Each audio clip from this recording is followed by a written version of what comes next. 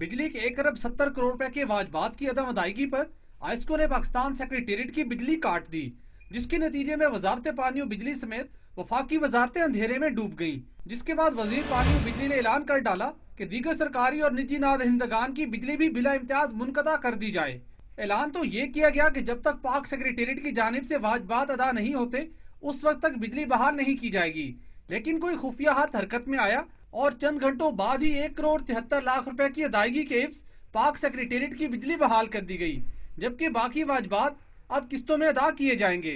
वजारत पानी और बिजली के हुकाम के मुताबिक वफाकी हुकूमत वापदा की 14 अरब रुपए जबकि सूबाई हुकूमतें 66 अरब रुपए की नादहिंदा हैं। सिंध वापदा की 49 अरब रुपए, पंजाब ने 15 अरब, बलोचिस्तान ने 13 अरब, खैबर पख्तूनख्वा ने 1 अरब 60 करोड़ और आजाद जम्मू कश्मीर ने 14 अरब रुपए, जबकि निजी शोबा वापडा का 155 अरब रुपए का नादहिंदा है। सरकारी और बासर निजी सार्फिन के जानिब से अरबों रुपए की अदम अदायगी का खमियाजा बिल अदा करने वाले सार्फिन ही भुगत रहे हैं। सुहेल इकबाल भट्टी, डॉन न्यूज, इस्लामाबाद।